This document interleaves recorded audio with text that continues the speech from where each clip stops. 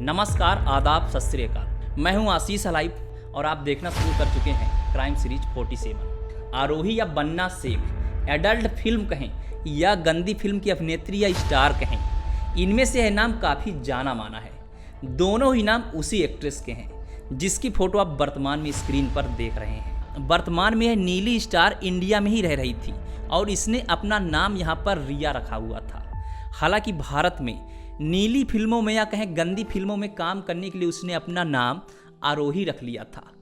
प्रेस्टिजियन की दुनिया में इसके जितने कस्टमर्स थे वह इसे आरोही के नाम से ही जानते थे। इस नीली फिल्म की स्टार की जर्नी कहाँ से शुरू होती है, आइए यह भी जानने का प्रयास करते हैं। ये एडल्ट फिल्मों की स्टार बांग्लादेश से पश्चिम बंगाल के रास्ते घुसपैठ करते हुए भारत में प्रवेश कर जाती है।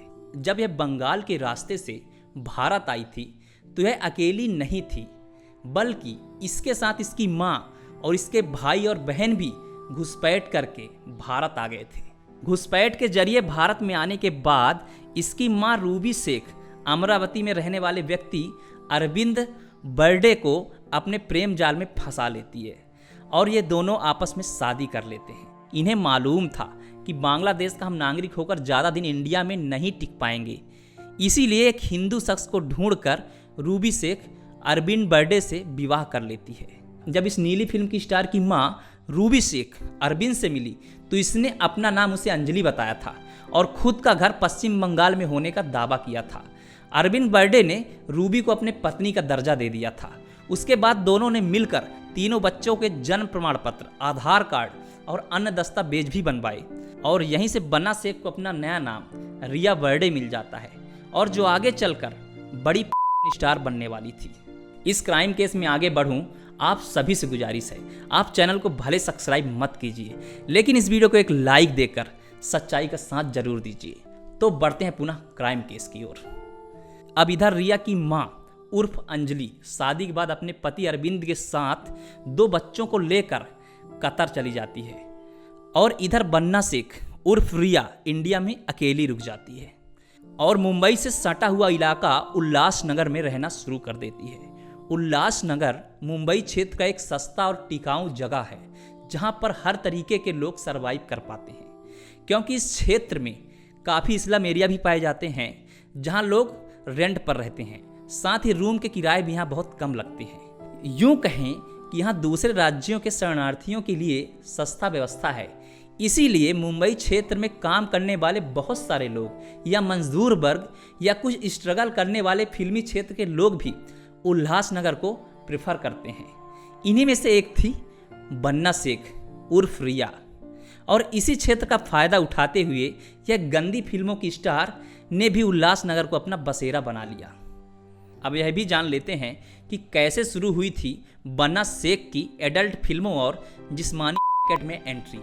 उल्लासनगर में रहते रहते ही इसने जिस्मानी धंधों में अपना हाथ बटाना शुरू कर दिया था। रिया उर्फ बन्ना शेख बांग्लादेश में रहते हुए एडल्ट फिल्मों की स्टार नहीं थी, यह उसके भारत आने के बाद हुआ था। शुरुआती दौर में तो इसने अपने आप को मॉडल के रूप में पेश किया, लेकिन उसके बाद इसने एडल्ट फिल्मों में काम करने के लिए राज कुंद्रा प्रोडक्शन में संपर्क किया, जो कई मामलों में एडल्ट फिल्मों में पहले से ही विवादित रह चुका है। इसी प्रोडक्शन हाउस में रिया उर्फ बन्ना शेख ने काम किया और एडल्ट इंडस्ट्री में अपना नाम और भी ऊंचा कर लिया। ऐसा नहीं था कि इसने बस राज कुंद्रा के प्रोडक्शन हाउस में ही काम किया था, इसके इतर भी बहुत सारे गंदे फिल्मों यानी नीले फिल्मों में इसने अहम भूमिका निभाई थी। इसके बारे में IMDb क्या कहता है वह भी जान लीजिए। IMDb का मतलब इंटरनेट मूवी डेटाबेस। यह एक ऑनलाइन डेटाबेस है जिसमें फिल्मों, टीवी शो और वीडियोस से जुड़े जानकारी प्राप्त होते हैं।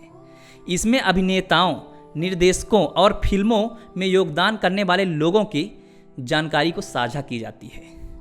IMDb के वेबसाइट के मुताबिक आमरस फिल्मों में काम करने के लिए रिया उर्फ बन्ना शेख को जाना जाता है। बन्ना शेख के लिए यह भी मेंशन है कि इस इंडस्ट्री में काम करने से पहले इसे जिस्म के संबंधित मामलों में गिरफ्तार भी किया जा चुका है। रिया उर्फ बन्ना शेख की जिंदगी उल्लासनगर में बेहतरीन तरीके से चल रही थी। पुलिस ने इसे अभी के गिरफ्तारी से पहले भी गिरफ्तार किया था। रैकेट के मामले में, लेकिन पुलिस को कभी पता नहीं चल पाया कि इसका नाम रिया बर्डे नहीं बल्कि बन्ना शेख है और यह बांग्लादेश की नागरिक है, इसीलिए यह उन मुद्दों से आसानी से छूट जाती थी। लेकिन एक दिन इसकी सहेली से इसकी अनबन हो जाती है और उसकी सहेली गुस्से में आकर उल्लासनगर के हिल लाइन पुलिस स्टेशन में रिया बर्डे के बारे में रिपोर्ट दर्ज करवाती है, जिसमें उसने यह हवाला दिया था कि रिया रैकेट में काम करती है, सीधे तौर पर कहा जाए तो धंधा करती है। लेकिन जैसे जैसे जांच आगे बढ़ती चली गई वैसे वैसे पुलिस टीम का होश भी उड़ता चला गया। उसकी सहेली ने यह खुलासा किया कि रिया भारत की है ही नहीं बल्कि बांग्लादेश की नागरिक है। यहीं से पुलिस के होश फाख्ता हो जाते हैं कि जिस रिया को पहले वह पुलिस एक नॉर्मल रैकेट का हिस्सा मान रहे थे, वह रिया नहीं बल्कि बांग्लादेश की घुसपैठिया और नीली फिल्मों में काम करने वाली एक्ट्रेस बन्ना शेख है। इसी कारण से यह मामूली अपराध गंभीर धाराओं में बदल गया। इसे कई आरोपों में पकड़ा गया, जैसे कि भारत में अवैध घुसपैठ, फर्जी दस्तावेज बनवाने और फर्जी पासपोर्ट बनवाने।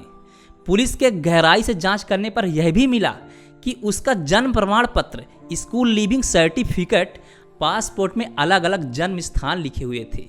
किसी में पश्चिम बंगाल का नॉर्थ 24 परगना क्षेत्र, किसी में हुगली तो किसी में अमरावती जिले का जिक्र हुआ था। साथ ही इसी मुद्दे के साथ साथ इसके फैमिली का भी खुलासा हो जाता है कि इसके मां का नाम अंजलि नहीं बल्कि रूबी शेख है। इसी तरीके से इसके भाई का भी खुलासा होता है और इसके बहन का भी खुलासा हो जाता है। जानकारी के मुताबिक बन्ना शेख की मां अमरावती के अरविंद बर्डे के साथ रह रही थी, लेकिन वर्तमान में अंजलि यानी रूबी और उसके 2 बच्चे और अरविंद कतर में शिफ्ट हो चुके थे।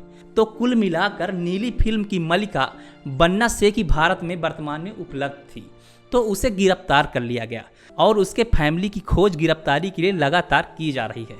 तो सवाल यह उठता है कि पाकिस्तान की सीमा हैदर की तरह ही अन्य लोग भी उसी फार्मूले को फॉलो कर रहे हैं कि इंडिया में शादी करो और सेटल हो जाओ, और कहीं ना कहीं आगे चलकर रिया उर्फ बन्ना शेख भी अपनी माँ की तरह सेटल होने का प्रयास करती, लेकिन सेटल होने से पहले ही इसका भांडा फूट गया। आज आपने बन्ना शेख उर्फ रिया बर्डे के क्राइम केस को सुना। इसमें आप सभी का क्या मत है, क्या राय है? क्या भारत में दूसरे देश के नागरिकों को सेटल होने देना उचित है या किसी एक कानूनी जुर्म माना जाए? दिल खोलकर इस मसले पर आप कमेंट सेक्शन पर जरूर लिखिए। आपके बड़े भाई को कमेंट का इंतजार रहेगा। आप चैनल को भले ही सब्सक्राइब मत कीजिएगा, लेकिन वीडियो को एक लाइक करना मत भूलिएगा, क्योंकि एकता ही जीत की निशानी है। अगर आप मेरी ही तरह YouTube पर वीडियो बनाना चाहते हैं, टॉपिक कुछ भी हो, उसके इक्विपमेंट का साधन डिस्क्रिप्शन पर डाला गया है, आप वहां जाकर चेक कर सकते हैं। तो इजाज़त दीजिए अपने बड़े भाई को। जय हिंद, वंदे मातरम।